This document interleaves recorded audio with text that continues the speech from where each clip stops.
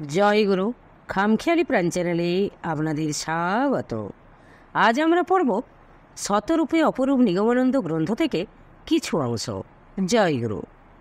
11ই পৌষের প্রত্যুষে জয়গুরু কীর্তনের ধ্বনিতে ঘুম ভেঙে গেল। উঠে নিদ্রাজনিত চোখে চেয়ে দেখি ভক্তগণ জয়গুরু কীর্তন করতে করতে গুরুব্রহ্মের আসন ঘর, শ্রী শ্রী ঠাকুরের শয়নঘর সমন্বিত দালানটি পরিক্রমা করছেন। সেই সারিতে বস্তানের রাজা সাহেবও রয়েছেন। তিনি নিবিষ্ট মনে চলেছেন সকলের সঙ্গে, কিন্তু তার গায়ের শালের এক প্রান্ত মাটিতে লুটাচ্ছে। আমিও সেই সারিতে যোগ দিলাম। এমনি বাবার সঙ্গে এই আশ্রমে একাধিকবার গিয়েছি অতি বাল্যকালে। কোনো উৎসব অনুষ্ঠানের কথাও, যেমন অক্ষয় তৃতীয়া, শ্রী শ্রী ঠাকুরের জন্মোৎসব, সব মনে পড়ে, কিন্তু এই ধরনের উৎসব এর পূর্বে আর কখনো দেখিনি। কত অপরিচিত লোকজন, কত সাধু সন্ন্যাসী। কৌতূহলের বশবর্তী হয়ে চারদিক ঘুরে ফিরে দেখছি। 9 বছর বয়সে সেই বালকের চোখে একটা বিস্ময়ের ছাপ। বিভিন্ন ক্যাম্পের ভিতর ঢুকে ভক্তদের দেখতে লাগলাম, তাদের কথাবার্তা শুনলাম। সব জায়গায় একই প্রসঙ্গ, ঠাকুর আর ঠাকুর। ঠাকুরকে তখন মনে করতাম একান্তভাবেই আমাদের ঘরের লোক বলে, আমাদের পরিবারের অভিভাবক বলে। ব্রহ্মজ্ঞ সদ্গুরু কাকে বলে ওসব কঠিন কথা শুনে থাকলেও কানের পাশ দিয়ে চলে যেত। তবে কি যেন তার মধ্যে আছে, যার জন্য সকলে তাকে পূজা করে, বিপদে আপদে তাকে ডাকে, আবার অতি আপনজন ভেবে কত ভালোবাসে। সেই সময়ের ভক্ত সম্মিলনী এখনকার মতো বৃহৎ আকারের ছিল না, এত হইচই ছিল না। প্রত্যেকের সঙ্গে প্রত্যেকের একটা নিবিড় ভাব ছিল। তখনকার আমার দৃষ্টিতে এটুকু বুঝেছি যে ঠাকুর তাদের অতি নিকটজন হয়েও আবার যেন দূরের, বহু দূরের। হিমালয়ের পাদদেশে দাঁড়িয়ে তার শীর্ষদেশ দেখার মতো। হঠাৎ কৌতূহল জাগল, বস্তানের রাজা সাহেব কোথায় আছেন, কোন ক্যাম্পে? তাকে তো দেখছি না। কোনো পূর্ব পরিচিত ব্রহ্মচারীকে এ বিষয়ে জিজ্ঞাসা করতে তিনি আমাকে বললেন, এসো আমার সঙ্গে, তাকে দেখাচ্ছি। চলতে চলতে তিনি বললেন, জানো কি ভালো লোক তিনি। কাল এসে তিনি তার থাকবার ঘর দেখে বললেন যে সেখানে তিনি থাকবেন না, সকলে যেখানে অর্থাৎ ক্যাম্পেই তিনি থাকবেন। অনেক অনুরোধ করে তবে তাকে রাজি করানো হলো ঘরে থাকতে, কিন্তু তক্তপোষ বের করে নিতে হলো শেষ পর্যন্ত। দালানের পূর্ব দিকে ঠাকুরের শয়নঘরের ঠিক দক্ষিণের ঘরে মেঝেতে সদরঞ্জি বিছিয়ে নিবিষ্ট মনে কী যেন লিখছেন বসে। কাছে গিয়ে দাঁড়ালাম, কোনো ভ্রুক্ষেপ নেই। একান্তভাবে খুব কাছ থেকে দেখতে লাগলাম তাকে। রাজকীয় চেহারা বটে, যেমন গায়ের রং তেমন চেহারা। কিছুক্ষণ সেখানে থেকে চলে এলাম সামনের প্রাঙ্গণে, যেখানে কিছুক্ষণ পরেই সম্মিলনীর অধিবেশন আরম্ভ হবে। বস্তারের রাজা সাহেবকে নিবিড়ভাবে পেয়ে তার সঙ্গলাভ করেছিলাম 2-3 দিন পরে, যখন তিনি কলকাতা ফেরার পথে ঢাকায় আমাদের বাড়িতে 3 দিন ছিলেন। তখনকার দিনে প্যান্ডেলের ছড়াছড়ি ছিল না। আশ্রমের সামনের প্রাঙ্গণে সামিয়ানা টাঙিয়ে সেই রকম একটা কিছু নিচে পেতে হয়েছিল অধিবেশনের আসর। ভক্তগণের সামনে এক তক্তপোষের উপর গদি, চাদর, আসন বিছিয়ে দুধারে ফুলদানিতে ফুলের তোড়া রেখে ঠাকুরের বসার ব্যবস্থা করা হয়েছিল। নিচে সভাস্থলে ভক্তগণের মাঝে একটি আসনে রাজা সাহেবের বসার ব্যবস্থা হয়েছিল। ভিড়ের মধ্যে 2জন সন্ন্যাসী আমার দৃষ্টি আকর্ষণ করেছিলেন। তাদের পরিচয় ভালোভাবেই জেনেছিলাম অনেক পরে ঢাকায় আমাদের বাড়িতে। তাদের একজন হলেন শ্রীমৎ স্বামী প্রজ্ঞানন্দ সরস্বতী, অপরজন হলেন শ্রীমৎ স্বামী চিদানন্দ সরস্বতী। পূর্বাহ্নেই সম্মিলনীর প্রথম অধিবেশন শুরু হলো। শ্রী শ্রী ঠাকুর এসে নির্দিষ্ট স্থানে তার আসন গ্রহণ করলেন। স্তোত্র বন্দনাদির পর প্রজ্ঞানন্দ মহারাজ কী যেন পড়লেন। অনেক দিন পরে ও এখন হতে অনেক দিন পূর্বে সেই আশ্রমেই একবার সেই সম্মিলনীর বিবরণী মুদ্রিত আকারে দেখেছিলাম। তাতে শ্রীমৎ স্বামী নির্বাণানন্দ সরস্বতী শ্রী শ্রী ঠাকুর সম্বন্ধে একটি অতি সুন্দর প্রবন্ধ দেখেছিলাম। মনে হয় মঠ হইতে তিনি লিখে সম্মিলনীতে পাঠের জন্য পাঠিয়েছিলেন। বোধহয় প্রজ্ঞানন্দজি সেই প্রবন্ধটাই পাঠ করছিলেন। সেই সম্মিলনীর সেই মুদ্রিত কার্য বিবরণীর অস্তিত্ব কোথাও আছে কিনা জানি না। থাকলে অনেক মূল্যবান তথ্য তাতে পাওয়া যেত। 9 বছর বয়সের বালকের অভিজ্ঞতায় সে সময়ের সম্মিলনী স্মৃতি আজ সুদীর্ঘকাল পরে বলতে যেয়ে যা মনে পড়ছে, তার কোনো একটা এত সুস্পষ্ট যে এখনও যেন আমি তা প্রত্যক্ষ দেখছি। আবার অনেক কিছুই বিস্মৃতির অতলতলে মিলিয়ে গেছে, যা আজ স্পষ্ট মনে আছে। তা যে অবিস্মরণীয় তাতে সন্দেহ নাই।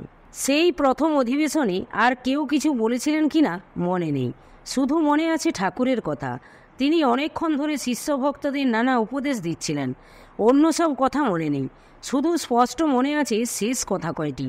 তিনি বলেছিলেন, শুধু দীক্ষা গ্রহণ করলেই প্রকৃত শিষ্য হওয়া যায় না, গুরুর আদেশ উপদেশ অক্ষরে অক্ষরে মেনে চলতে হয়, তবেই তো প্রকৃত শিষ্য। আমি বিশেষ উদ্দেশ্য নিয়ে জগতে এসেছি। আমি আমার অনেক শিষ্যের হৃদয় দ্বারে যে দেখি দ্বার বন্ধ, আমার করাঘাত তাদের কানে যায় না। এই যদি অবস্থা হয় তাহলে জগতে আমার থেকে কি লাভ? তাই মনে হয় এই দেহ আর রাখব না। কথাগুলো ঠাকুর অত্যন্ত আবেগ ভরে বলেই নীরব হলেন। অমনি সভায় কান্নার রোল পড়ে গেল। কিছুক্ষণ নীরবে থেকে ঠাকুর উঠে চলে গেলেন। একটা থমথমে ভাব, কারো মুখে কথা নেই, সকলের মুখে একটা বিষণ্ণতার চাপ। দুপুরে সকলে প্রসাদ গ্রহণ করেছিলাম আশ্রমের ভিতরের অঙ্গনে। হঠাৎ দেখি ঠাকুর সামনে দাঁড়িয়ে। কিছুক্ষণ ঘুরে সকলের প্রসাদ গ্রহণ দেখে তিনি শয়নঘরে চলে গেলেন। মনে হলো সকলের হৃদয়ভার যেন কিছু লাঘব হলো। 12ই পৌষ সম্মিলনীর দ্বিতীয় দিন। যথাসময়ে সকালের স্তোত্রবন্দনাদি অন্তে অধিবেশন শুরু হলো। সেই অধিবেশনে দুজন বক্তাকে মনে পড়ে। একজন হলেন ঠাকুরের শিষ্য জয়দেবপুরের রাজপ্রসাদ অধ্যক্ষ যোগেন্দ্রনাথ বন্দ্যোপাধ্যায়, অপরজন হলেন ঠাকুরের অন্যতম অন্তরঙ্গ শিষ্য ফণীভূষণ মিত্র। যোগেন্দ্রবাবু আমার পূর্ব পরিচিত। তার কথাগুলো বুঝতে চেষ্টা করেছিলাম, কিন্তু সব বুঝতে পারিনি। এখন মনে হয় তার বক্তব্য ছিল তত্ত্বমূলক, যা আমার সেই বয়সে ছিল নিতান্ত দুর্বোধ্য ও নিরস। তবে তার ভাষণের মধ্যে দুটি কথা অনেকবার শুনেছি। একটি হলো গুরু, অপরটি হলো মন্ত্র। মন্ত্রশক্তি বুঝাতে তার একটি উদাহরণের কথা মনে আছে। ফণীবাবুর ভাষণ অত্যন্ত সরল ও চিত্তাকর্ষক হয়েছিল আমার মতো বালকের কাছেও। তিনি অতি সুন্দরভাবে বর্ণনা করেছিলেন তার হাওড়ার বাসায় ঠাকুরের সঙ্গে বস্তারের রাজা সাহেবের প্রথম সাক্ষাৎকারের নাটকের মতো কাহিনী। তারপর তিনি বর্ণনা করলেন ঠাকুরের সঙ্গে তার বস্তার যাত্রার অভিজ্ঞতার কাহিনী। আমি উৎকর্ণ হয়ে সব শুনছিলাম। ফণীবাবুর ভাষণে সব কিছুই ছিল ঠাকুর এবং রাজা সাহেবকে নিয়ে। যাকে নিয়ে এত কথা হচ্ছিল তখন সেই রাজা সাহেবকে কেমন দেখাচ্ছিল। কৌতূহলের বশবর্তী হয়ে বারবার তাকাচ্ছিলাম তার দিকে। তিনি যেন কিছুটা লজ্জিত হয়ে নিচের দিকে তাকিয়েছিলেন। সকলের শেষে আবার উপদেশ দিলেন ঠাকুর, ধীর শান্ত গম্ভীর কণ্ঠে। একটা বিষয় ভাবতে আশ্চর্য লাগে এখন। ঠাকুর আমাদের বাড়ির ঘরের মধ্যে যেরকম সহজ সাধারণভাবে যে কণ্ঠস্বরে কথা বলতেন বহু লোকের সামনে, সেই কণ্ঠস্বরেই কথা বলছিলেন তখন বিরাট প্রাঙ্গণে। কিন্তু সর্বত্রই সমানভাবে সকলে তার কথা শুনছিলেন।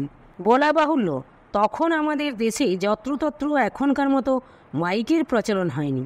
দুপুরে এক সন্ন্যাসীকে দেখে আকৃষ্ট হলাম। ইনি যেন এক নতুন মানুষ, সদ্য মুণ্ডিত মস্তক, একেবারে টাটকা গেরুয়া বসন পরিহিত। অনেকক্ষণ দেখবার পর মনে হলো যেন চিনি তাকে, কিন্তু সম্পূর্ণ চিনে উঠতে পারছি না কে তিনি। অবশেষে সব জানলাম যখন, তখন নিজেই অবাক হয়ে গেলাম। নতুন মানুষই বটে।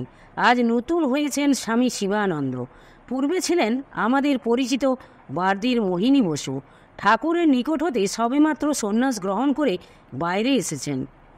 সেই স্বামী শিবানন্দ আধুনিক ঠাকুর ভক্তজনের কাছে প্রায় এক অজ্ঞাত নাম। তিনি কখনও মঠাশ্রমের অন্তেবাসী ছিলেন না। সন্ন্যাস গ্রহণের পর তিনি আপন বাস্তবিটার অদূরে কুটির নির্মাণ করে সেখানেই আধ্যাত্ম চিন্তায় মগ্ন থাকতেন। ঢাকায় এলে আমাদের বাসায় আসতেন। তার এই বার্দি গ্রামটি মহাত্মা লোকনাথ ব্রহ্মচারীর জন্য বিখ্যাত। তিনি কয়েকটি গ্রন্থ প্রণয়ন করেছিলেন। তার রচিত জয়গুরু মাহাত্ম্য নামক পুস্তকটি জয়গুরু মাহাত্ম্য কীর্তনের আদি পুস্তক। সেই বইয়ের অস্তিত্ব বর্তমানে কোথাও আছে কিনা জানি না। অপরাহ্নে গৈরিক বসন পরিহিতা দুজন মহিলা একটি ছোট বালক সঙ্গে আশ্রমে এলেন। তারা আশ্রমে অবস্থিত সকলেরই অপরিচিতা। ঠাকুরের দর্শন প্রার্থী হয়ে তারা অপেক্ষা করতে লাগলেন। সন্ধ্যার পর অধিবেশন স্থলে সকলেই ঠাকুরের আগমন প্রতীক্ষা করতে লাগলেন। ঠাকুর বলে পাঠালেন সবার কাজ শুরু করতেই তিনি কিছু পরে আসছেন। সভায় বিভিন্ন ভক্ত ঠাকুরের অপার কৃপা অনুপম উপলব্ধির কথা বলেছিলেন। এখন মনে হয় ওটা ভাব বিনিময় প্রসঙ্গ চলছিল।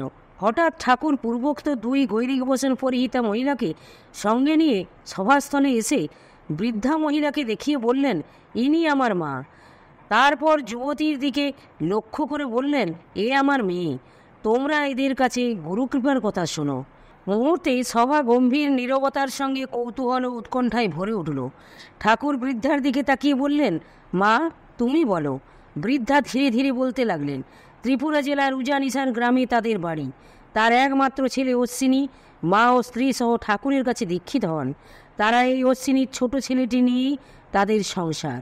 দীক্ষার পর ঠাকুরের ছবি আসনে রেখে তাতে ধূপ দ্বীপ ও সাধ্যমতো ভোগ নিবেদন করা হতো। খুব সচ্ছল না হলেও তাদের সংসার অশ্বিনীর একার আয় বেশ চলে যেত। কিন্তু দীক্ষার পর বছর না ঘুরতেই অশ্বিনী হঠাৎ কয়েকদিন রোগ ভোগের পর মারা গেল। নিদারুণ শোকের জ্বালা ছাড়া আর্থিক দিক দিয়েও তারা অকুল সাগরে পড়লেন। রোজ আহার জোটে না, এমনই অবস্থা। বৃদ্ধার চোখে ঘুম নেই, দুশ্চিন্তায় কাটে রাত দিন, কিন্তু উপায় কিছু নেই প্রতিকারের। বেশ ছিলেন তারা। এই গুরুর আসন প্রতিষ্ঠার পরই তাদের সংসারে অমঙ্গল নেমে এসেছে। এক গভীর রাতে ঠাকুরের ওপর এলো ভীষণ অবিশ্বাস ও ক্ষোভ। দূর করে দিতে হবে এই আসন বাড়ি থেকে। সংকল্প জাগল বৃদ্ধা মায়ের। ছোট ছেলেটি ও অশ্বিনীর স্ত্রী তখন গভীর নিদ্রায় মগ্ন। চুপি চুপি উঠে বৃদ্ধা আসন হতে ঠাকুরের ছবি তুলে বাইরে চলে গেলেন। বাড়ির অদূরে ঝোপঝাড়ের মধ্যে ছবিটি ছুঁড়ে ফেলবেন এমনই সময়ে পেছন হতে শুনতে পেলেন, মা হয়ে ছেলেকে ফেলে দেবে? পেছন ফিরে দেখলেন ঠাকুর সশরীরে দাঁড়িয়ে। তিনি তখন বললেন, অশ্বিনীর সময় হয়েছে চলে যাবার, তাই সে গিয়েছে। আমি তো তোমার ছেলে, আমি থাকতে তোমার চিন্তা কি? এই বলে ঠাকুর তার ঘরে গেলেন। ছবিটি আসনে রাখা হলো। পুত্রবধূ জেগে আনন্দে আত্মহারা। ঠাকুর সেখানে 3 দিন তাদের সঙ্গে ছিলেন। আশ্চর্যের বিষয়, ঠাকুর তখন পুরীতে আছেন। জয় গুরু, জয় গুরু। আজ এই পর্যন্তই। যদি আপনাদের ভালো লেগে থাকে তাহলে চ্যানেলটিকে সাবস্ক্রাইব করে সাথে থাকবেন। পরবর্তী অংশ অন্য কোনো দিন। জয় গুরু, জয় গুরু।